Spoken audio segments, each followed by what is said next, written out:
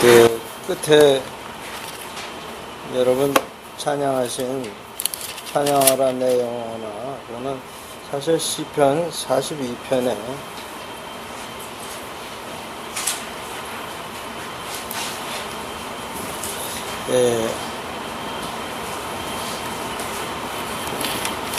그 끝절 5절에 있습니다. 내 영혼아, 내가 어찌하여 낙심하며 어찌하여 내 속에서 불안해하는가. 너는 하나님께 소망을 두라. 그가 나타나 도우심으로 말미암아 내 하나님을 여전히 찬송하리로다. 아멘. 사실은 이 말씀은 반복되는 말씀이에요. 그래서 그 43장 43장에도 있지만 42장 5절에도 있어요. 내 영혼아, 내가 어찌하여 낙심하며 어찌하여 내 속에서 불안해하는가.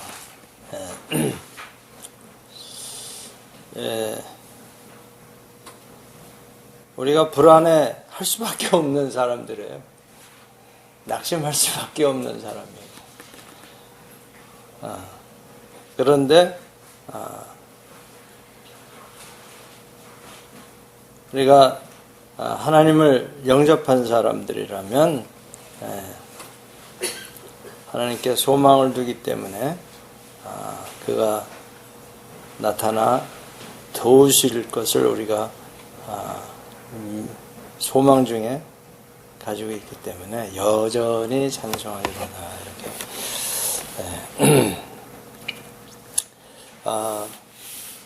요즘 제가 그 시리즈로 설교를 하고 있는데, 기억들 하시는지 모르겠어요. 그 우리 인생에 있어서 가장 폭군이라고 생각되는 게 사실 시간인데, 그렇죠?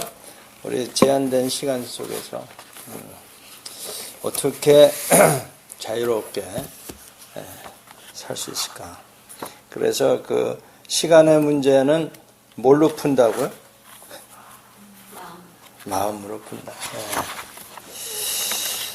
마음 먹기에 달렸다라는 우리 말이 있듯이, 그 마음을 성경에서는 예수님께서 밭에 비교를 하셔서 그 길가 같은 마음도 있고 또 돌짝밭 같은 마음도 있고 가시 덩굴에 이렇게 덮여 있는 그런 밭, 그런 마음,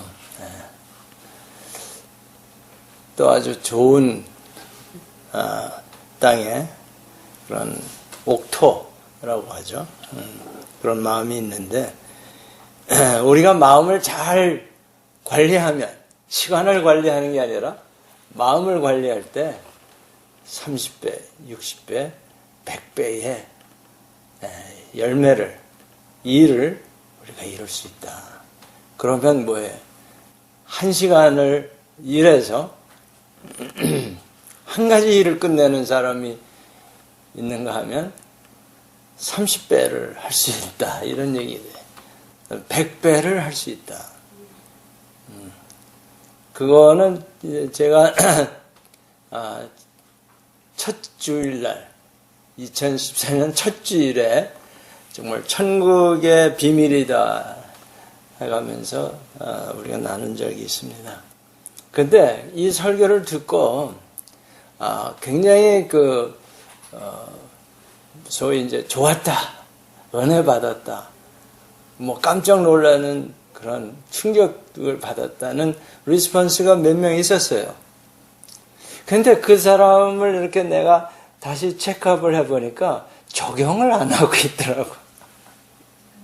생각을 심는 게 뭔지를 모르는 거예요. 생각을 마음의 밭에 심어야, 즉 생각의 씨앗을 마음의 밭에 심어놔야 그게 싹이 날 텐데, 심는 거를 모르는 것 같아요. 심어본 적이 없으니까. 지금 김용호 전도사가 나오고 이러면서 다른 건 다 문제가 없고 다 정말 흡족할 만큼 일을 해내요. 근데 나는 굉장히 불만이 많아. 뭐냐 하면 제가 얘기했을 때 물론 내가 절대권자가 아니지만 그래도 이 공동체에서 내가 리더인데 리더가 얘기하면 즉각 좀 하는 모습을 보여야 될 텐데 쌓아놓는 거야. 밀어놓는 거야. 왜냐하면 여태까지 살아온 방법이 뭐냐면 내가 이해하기로는 시작했다 하면 끝내야 되는 사람 성격이야 보니까. 아니 씨를 심어놓고 어떻게 금방 수확을 하냐고. 성질이 보통 급한 게 아니야. 대개 한국 사람들이 다 그런 것 같아. 그러니까 이 싹 나온 거 삐릿삐릿한 거 짝짝 잘라놔서 그걸 갖고 오니까 그게 뭐야, 그렇죠? 왜 그렇게 되냐면 last minute에 그걸 하려니까 그 뭐 생각이 막 이렇게 피어나는 거 중간에 제출해야 되는 거예요. 이거 학교에서도 똑같아요. 페이퍼 제출할 때 해야지 하면서 스트레스 팍팍 쌓아가면서 시작을 안 하는 거예요. 생각의 씨앗을 심질 않아. 이게 정말 이게 천기를 누설하는 건데. 근데 너무 값싸게 들어. 실천하는 사람이 없어. 내가 보니까. 내가 가까이 있는 박아무개한테 체크를 해봤어. 여전히 옛날 자기 아들 식대로. 그럼 내가 좀 짜증을 나면 합니다. 한다니까요. 뭐 이런 태도야. 안 한다는 게 아니야. 하겠습니다. 그러놓고 아무 발전이 없어요. 그 생각에 반볼에도 나가 있으면 심은 거예요. 그렇죠? 싹이 나왔다는 거거든. 근데 한다니까요. 이거야. 그리고 지금 이게 하는 일이 안 끝났는데 그걸 시키니까 뭐 머리에 쥐가 나는지. 근데 저도 이게 처음부터 이렇게 된 건 아니고요. 저도 완벽주의자이기 때문에 뭘 했으면 정말 착 폼나게 끝내야 속이 시원한 사람인데 워낙 상황이 여러 개가 막 한꺼번에 몰려오니까 어쩔 수 없이 이거 하다가 터득한 거예요. 근데 신기한 건 뭐냐면 시작해놓고 딴 거 막 하다 보면 그 이놈은 저 혼자 잘해요. 그게 무슨 얘기냐면 다른 일을 하고 있는데 그 먼저 본 문제를 푸는 아이디어가 떠오르는 거예요. 신기해요. 느닷없이 소위 뜬금없이라는 말을 쓰는데 그래서 그걸 조금 더 해놓고 그리고 또 이제 딴 거 이렇게 하다 보면 또 이놈이 또 싹이 나서 저 혼자 자라가지고 아이디어가 갑자기 떠오르는 거예요. 그러니까 여러 가지 일을 동시다발적으로 해내는 거예요. 이걸 가르쳐 주려고 하는데 참 힘들더라고요. 그래서 내가 얘기까지 했죠. 내가 7가지, 적게 잡아도 7가지 일을 지금 하고 있습니다. 근데 기껏 해봐, 야, 대단하다, 뭐, 이렇게 생각하는 사람이고, 아니면, 에이, 뭐, 그렇다는 얘기지, 뭐, 하긴 뭐래, 뭐, 이런 표정들이야. 근데 솔직히 얘기해서 제가 하는 건 없어요. 근데 일은 돼. 네. 또 얼마나 감사한 얘기예요. 그래가지고, 시간의 문제는, 그러니까 잘 모르겠는 사람은 다시 틀어봐요. 유튜브에 나오니까 그게 한두 번 들어가지고 터득되는 게 아니에요, 이게. 그래서 시간에 쫓기는 그 문제를 우리 마음을, 생각을 심는 걸로 푸는 거예요. 자, 그러면 마음의 문제인데, 결국 시간의 문제가 마음의 문제로 넘어왔는데, 그러면 이 마음을 어떻게 옥토로 만들어 놓느냐. 지금 저같이 아무리 일이 많이 이렇게 몰려와도 편안하게, 태연하게, 그렇죠? 낙심하지 아니하고, 우리 조금 전에 읽었던 그 시편 말씀처럼, 내 영혼아 어찌하여 낙심하며, 낙심이 없어요, 저는. 불안해하는 거 없습니다. 내 속에서 불안해하는 거 없어요. 왜 그러냐? 마음을 잘 다스리기 때문에. 마음을 잘 다스린다는 게 뭐냐? 마음 관리를 잘한다는 게 뭐냐? 이게 뭐 복습하네, 과외 공부. 우선순위를 지킨다는 거예요. 내가 먼저 해야 할 일, 중요한 일이 뭔가를 가지고 있어야 돼요. 그게 뭐냐? 하나님의 나라와 하나님의 의를 구하는 거. 이게 첫 번째 할 일이에요. 그러니까 순서가 정해져 있는 거예요. 그러니까 먼저 하나님, 그러니까 10계명에서도 1계명에서 4계명까지는 하나님에 관한 거 아니에요. 나 이외의 신 이외에는 다른 신을 두지 말라. 우상 두지 말라. 그렇죠? 그 다음에 내 이름 우습게 여기지 말라. 즉 이름이라는 건 그 사람의 인격도 있고 능력, 그렇죠? 그 하나님의 이름 하면 벌써 그건 능력이 있는 겁니다. 그 다음에 뭐예요? 안식일. 이게 마음의 순서를요, 잘 정해놓으면 안식이 됩니다. 중요한 거 해놓고 나면은 편안해지는 거 아니겠어요? 이 우선순위를 못 정해놓으면은 급한 일이 중요한 건지 알고 막 그거 달라붙어서 하는데 사실은 중요한 건 아니에요. 안 해도 되는 경우가 많아요.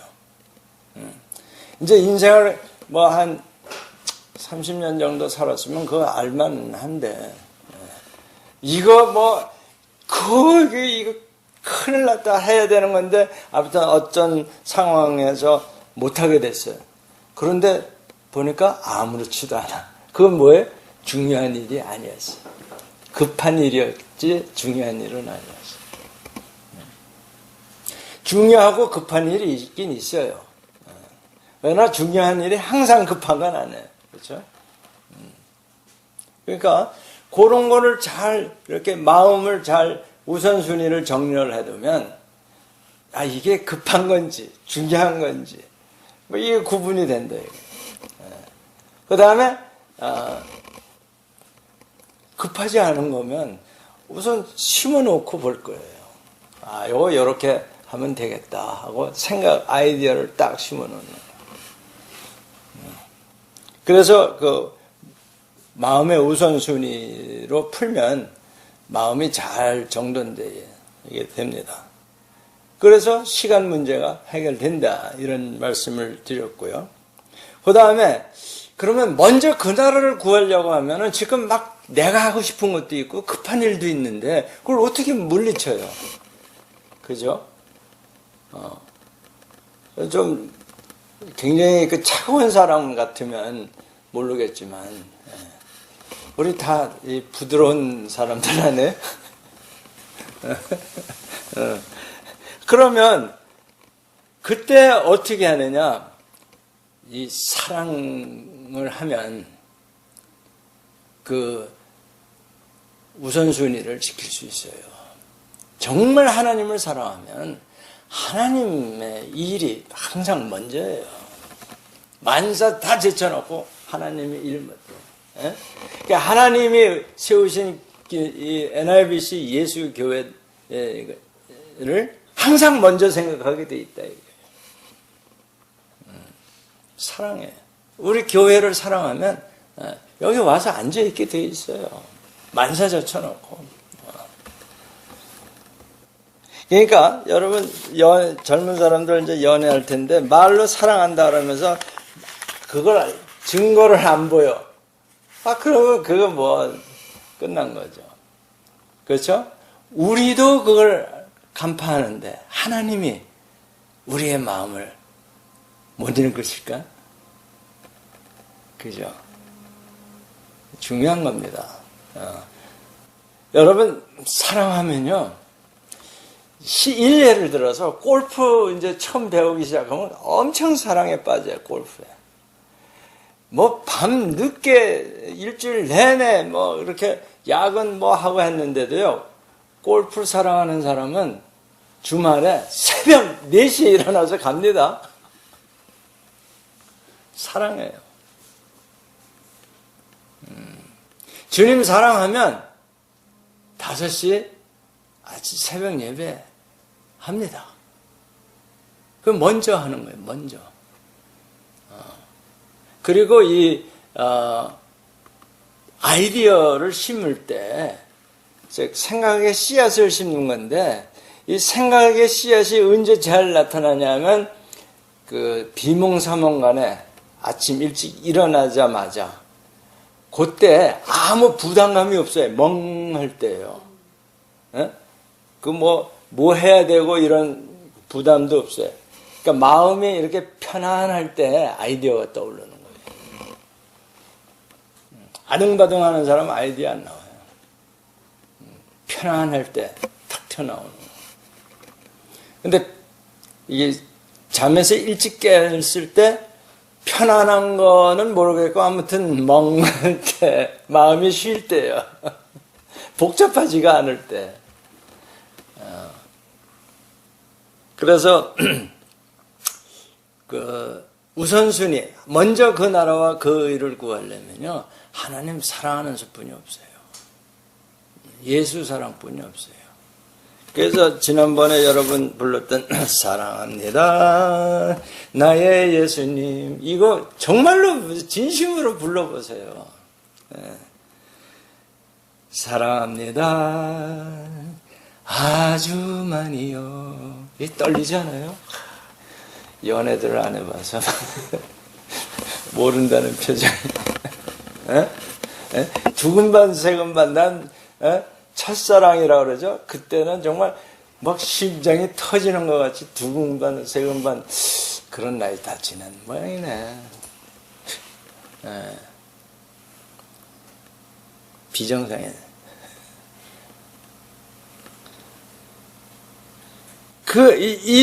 이 복음성가, 이거보다 더 좋은 게 없어요.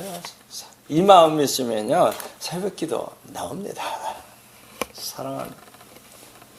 사랑을 고백한다고 그러면서.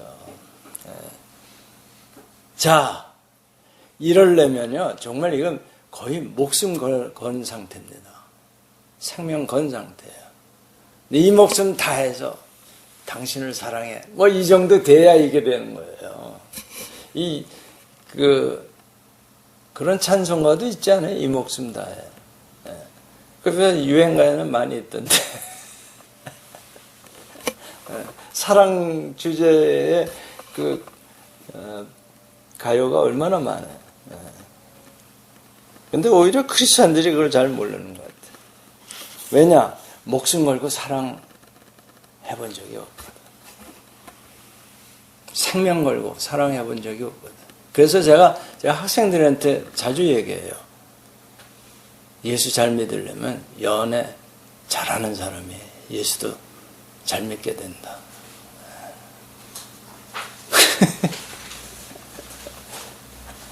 뭐야?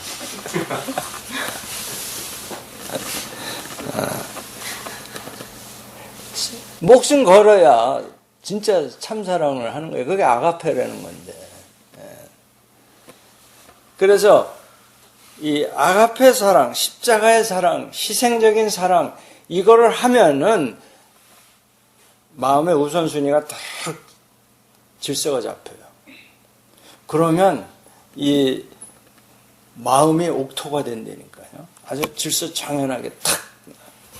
거기에 시간의 문제는 그건 더 이상 문제가 안 되는 거예요. 왜? 이게 막 싹이 나서 열매를 막 수십 개씩 하니까 다른 사람이 1시간 쓰는 거를 30시간처럼 쓴다고 생각해봐요. 시간 문제 이미 극복한 거예요. 근데 내가 캄보디아 가봤더니 그 얘기 했잖아요. 거긴 기후나 땅으로 보나 사실 3모작까지 할 수 있는데 2모작도 못하고 있어요. 왜? 심지를 않고 거기에 씨를 뿌려. 이렇게.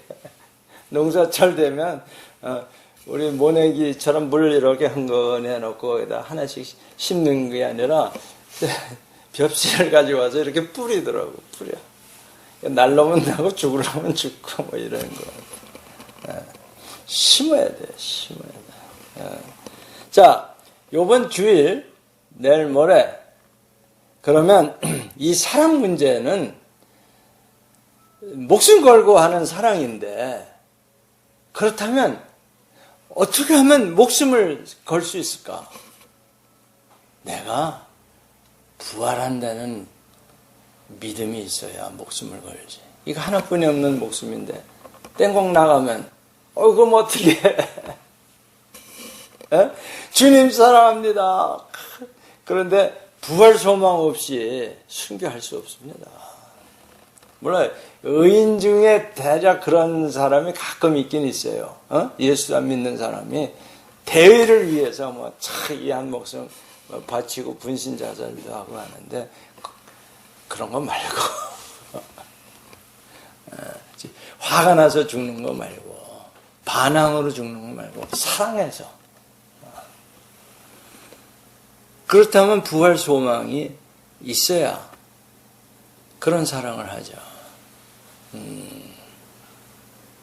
그래서 이 설교는 이틀 후에 들으시고 오늘은 뭐냐 하면요. 사랑 중에 꼭 목숨 걸어야 되는 사랑만 있느냐 하면요. 자존심 팍 죽여야 되는 이것도 사실은 죽는 거예요. 자존심 죽이는 것 어쩌면 더 힘들지도 몰라 때로는. 이 목숨 목매달아 죽는 것보다 자존심 탁 꺾는 게 더 어려울 수도 있어요. 사람에 따라서. 저 같은 사람 혀를 빼물고 죽으면 죽었지 내 자존심 이거 하나는 내가 지켜야 되겠다 하는 사람이 대개 다 그래요. 잘하는 게 그건데. 자, 그런데 오늘 우연히 여기 국민일보 신문을 널려져 있기 때문에 내가 정리하느라고 이렇게 하다가 재밌는 걸 내가 봤어요. 마오쩌둥, 모택동이죠. 클린턴 전 대통령이 고개를 들다 이런 제목이에요. 그래서 이 사람들이 언제 고개 숙였었나? 내가 그러고 이제 읽어봤어요. 봤더니 이거 우리는 모택동이죠. 마오쩌둥의 탄생 120주년을 맞이해서 여론조사를 했는데 국민의 91.5%가 그를 존경한다고 대답을 했대. 이거 정말 우리 인류 역사상 가장 많은 사람을 죽인 사람이거든요. 여기에도 보면 4천만이 넘는데 좀 이해하기 힘들죠? 그렇죠? 근데 여기 또 보면 한 케이스를 빌 클린턴 전 대통령을 얘기했는데 이 추잡하기로 이 세상에 이런 추잡한 그 대통령이 없었을 거예요. 뭐 다른 대통령들도 그렇게 그 섹스 스캔들이 있었겠지만 이렇게 정난하게 또 백악관에서 한 걸 낱낱이 다 들춰줘서 여기에 보면 요전번에 윤창중 사건보다 더 끔찍하게 망신스러웠던 빌 클린턴 전 대통령이 다시 자기 자리로 돌아가서 자신을 바로잡아간 것에 대해 미국 사람들이 박수 칼채를 보냈다 이렇게 설명을 해요. 여기에서 저도 걸려요. 나 박수 못 치겠어. 내가 그때 그 당시에 아마 한국에 잠깐 왔었던 것 같아요. 그래서 이제 그 스캔들 뉴스가 막 나올 거 아니에요. 그래서 빌 클린턴이 나왔을 때 내가 우리 대통령 나왔네 그랬더니 주위에 있는 사람들이 그걸 못 알아들었어. 무슨 소리야. 내가 미국 시민이었으니까 우리 대통령이지. 거기까지는 제가 할 수 있었어요. 그런데 빌 클린턴을 지금도 지지를 한다? 잘했다고 박수를 친다? 전 지금도 그거 안 돼요. 솔직히 얘기해서. 정죄를 하고 있다고. 나는 나쁜 놈. 근데 사실은 나도 별 그렇게 좋은 놈이 아님에도 불구하고 근데 여기서 이제 포인트가 뭐냐면요. 중국이라는 나라, 미국이라는 나라가 왜 강대국이냐? 이 아주 중요한 그 포인트를 끌고 가는 거예요. 이게 뭐냐면요. 사회가 기다려줄 줄 아는 국민이야. 그 따로 기회를 주고, 그래서 강대국이 강대국으로서의 위치를 지키기 위해서 가정통합하게끔 기회를 주는 거예요. 웃기는 게 뭐냐면요. 클린턴이 아버지상을 받았대요. 이런 충격적인 그 사건에 하필이면 또 다른 상도 아니고 아버지상까지. 어때요? 여러분은 이 뉴스에 어떻게 생각하십니까? 저는 이미 난 아니야 이렇게 발표를 했는데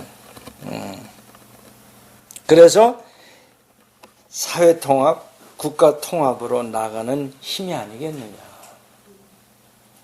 이 통 커요. 이 사람들 정말 우리가 중국을 대국놈이라 하는데 그게 사실은 발음을 나쁘게 해서 대국 사람 큰 사람, 큰 나라 사람 이런 뜻이에요. 사실은 대국. 뭔가 다른 것 같아 우리랑. 대국 국민의 어떤가를 우리가 여기서 좀 봐야 되겠다 이런 얘기예요. 그러니까 국가나 다른 사람들이 어떤 피해를 당해도 우선은 내 이익부터 챙기는 국민은 강대국이 될 수 없다. 과거보단 미래, 개인의 과거보단 국가의 이익에 무게중심을 두는 국민들이 많아질 때 그 국가가 역사의 주도권을 쥐게 된다.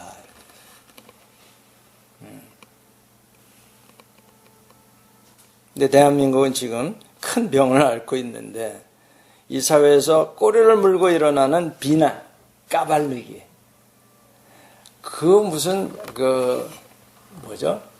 고위의 공직자들 전에 뭐 하죠?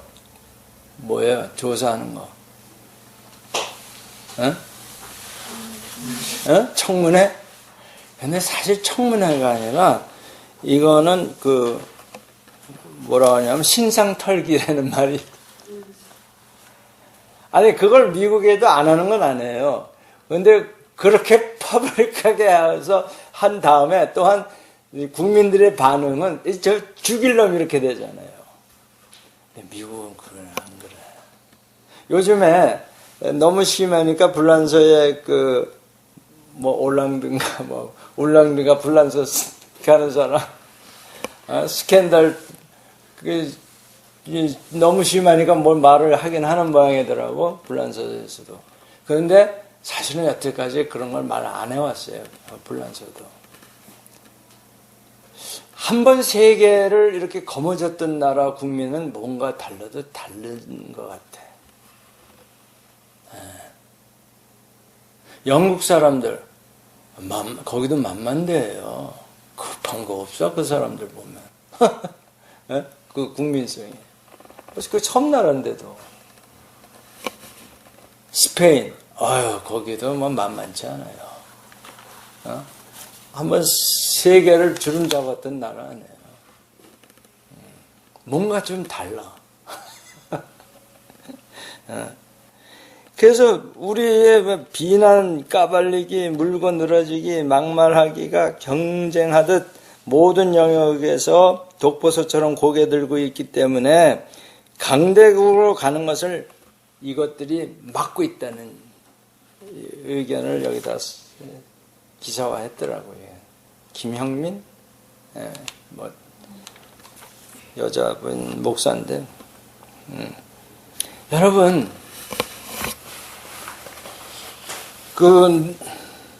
집 나간 그 탕자를 받아주는 그 아버지, 누가복음 14장입니까? 15장입니까? 그 유명한 그림 있잖아요. 나 요번에 가서 보고 왔는데, 생테페테르부르크 그 뮤지엄에 가서. 집 나간 탕자가 돌아와도 받아줄 어른이 없는 대한민국. 정죄의 블랙홀에서 모두가 고통받고 있다. 이렇게 됐어요. 비난과 정죄는 모든 관계를 파괴하고 사람들의 마음을 떠나게 한다.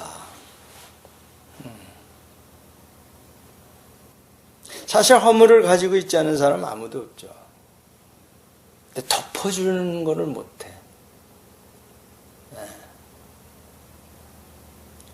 우리 김 목사님 뭐 이렇고 저렇고 뭐.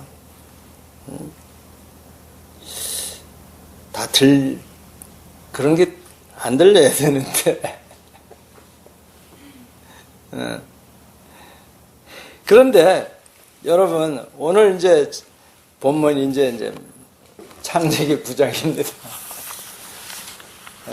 창세기 9장. 20절서부터인데, 그 노아의 할아버지 이야기예요. 술 먹고 뻘개 벗고 자다가 아들들 시험 들게 해가지고 여기에 시간이 많이 갔으니까 20절서부터 쭉 읽어야 되는데, 21절에 보면 포도주를 마시고 취하여 그 장막 안에서 벌거벗은지라. 그러니까 uncovered, 벌거벗었어요. 아버지가. 그랬더니 가나안의 아버지라 불리는 함이 막내예요. 그의 아버지의 하체를 보고 바깥으로 나가서 그의 두 형제에게 알림에, 여기서 그냥 알린 게 아니겠죠? 가십을 만든 거야. 이렇게 저렇게. 그러니까 우리말로 하면 얼레리꼴레리 뭐 이랬던 것 같아. 그랬더니 23절에는 그 벌거벗은 네이키드니스를 셈과 아벳이 첫째와 둘째 아들이 옷을 가져다가 자기들의 어깨에 메고 뒷걸음쳐 들어가서 안 보겠다는 거예요. 아버지의 그 벌거벗은 네이키드 약점을 안 보겠다는 거예요. 허물을. 그들의 아버지의 하체를 덮었으며 그들이 얼굴을 돌이키고 그들의 아버지의 하체를 보지 아니하였더라. 이게 필요한 거예요, 지금. 우리 교회에서 이게 되면 강한 교회가 됩니다. 나는 큰 교회라고 말하지 않아요. 강한 교회. 스트롱한, 영적으로 아주 강한 군사들이 될 수 있는, 군대가 될 수 있는 거예요. 공동체죠, 공동체. 그런데 이 함, 가나안의 아비라는 이 함은, 그래서 25절에 보면 아버지가 깨어서 작은 아들이 자기의 행한 일을 알고 저주를 합니다.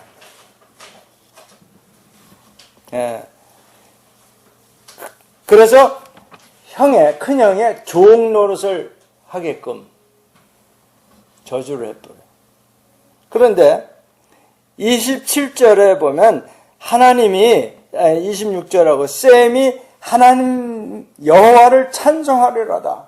하나님께 영광 돌리는, 그러니까 하나님께 영광을 돌린다는 건 뭐예요? 축복받아서 봐라. 하나님의 그 좋으심을 나타내는 그런 사람이 되는 거예요. 그리고 야벳을 창대하게 했어요. 뭐예요 이게? 강대국이 되게 만든 거예요. 개인이나 국가나 나는 같다고 봐요. 남의 허물을 덮어줄 수 있는 사람은 그 개인은 정말 강한 사람이 됩니다. 존경받는 사람이 되고 부해지지 않을 수가 없어요. 매주알 고주알 이거 갖고는 개인이나 국가나 복을 못 받는 거예요. 왜냐? 하나님께서는 새 계명을 특히 예수님이 서로 사랑하라 그랬어요. 요한복음 13장 34절에 새 계명을 주느니 너희는 서로 사랑하라. 그런데 사랑은 허다한 죄를 덮는다 또 그러셨어요. 그러니까 상대방의 죄만 덮는 게 아니라 내 죄도 덮는 거예요. 그러니까 우리 주님 가르쳐준 기도에도 그렇잖아요. 우리가 남의 죄를 사해 준 것 같이 우리 죄도 사해 주옵소서. 그 죄 사함을 받으면 복 받는 거죠. 그거야말로 최고의 복이죠. 여기서 다 놓치는 거야. 다. 잘 믿는다는 사람 성경 구절 들이대고서 뭐 정죄하는 거야. 틀렸고 목사서부터 사거리 다 틀린 거야. 장로 뭐야 여기 저기 뭐야 금요 예배도 안 나오고 뭐 그러게 잘하는 게 아닌 거다. 그런데 남의 허물을 덮어주려면요 내가 죽는 그 마음이에요 사실은. 아까 얘기했잖아요. 빌 클린턴 나 용서하기 싫어. 근데 그걸 덮어준다는 건 뭐예요? 내 자아가, 내 판단이 죽어야 돼요.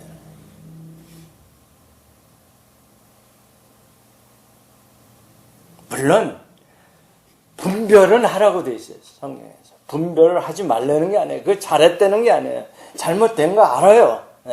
미국 국민들도 빌 클린턴이 잘못했다는 거 알아요. 모택동이 아주 잘못했다는 걸 다 알아요. 근데 그런 과실을 축소하려고 한 게 아니고 미래를 바라본 거예요. 앞을 바라본 거. 그러니까 그 마음은 편했겠어요? 그렇죠? 아니 지금 중국에서 그 문화 대혁명 때 그때 피해본 사람들이 아직도 살아 있습니다. 그게 용서가 되겠냐고. 그러나 국가의 장래를 내다보고 용납하는 거예요. 더 큰 걸 바라보고. 이게 강대국입니다. 그리고 이게 큰 사람이더라고요.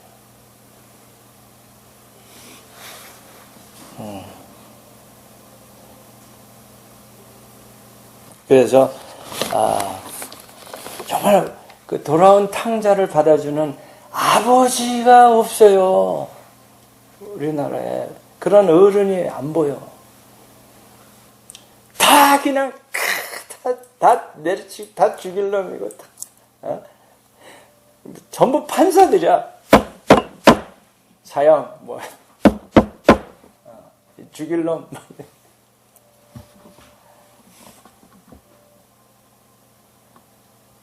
그럼 누가 나를 판단하면 나는 살릴 놈 되겠어요? 나도 죽일 놈이지. 다 죽여야 돼. 서로 다 죽이고 나면 남는 게 뭐예요? 이게 쉽지는 않은 얘기입니다. 여기서 정말 하나님 앞에 내가 당신과 함께 십자가에서 죽었습니다. 그리고 기도할 때 하나님이 그 용납하는 마음을 주셔야 되는 거지. 내 생각으로, 내 지금까지 살아온 그 관념으로는 나쁜 건 나쁜 거고, 죄인은 죽어야 되는 거고, 뭐. 거기서 한 발자국도 못 나가요.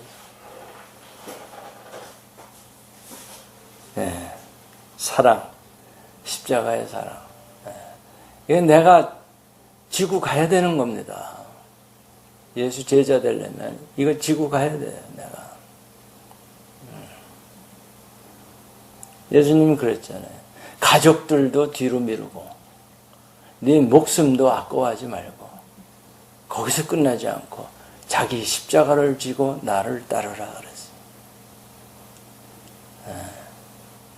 이게 될 때 우리 한 사람 한 사람이 정말 하나님의 강한 군사가 될 줄로 믿습니다. 기도합시다.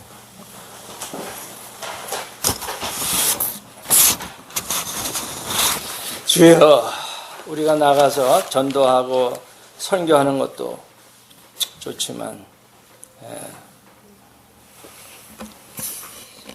다른 사람의 허물을 덮어줄 수 있는 마음을 찢어서 열게 하여 주시옵소서.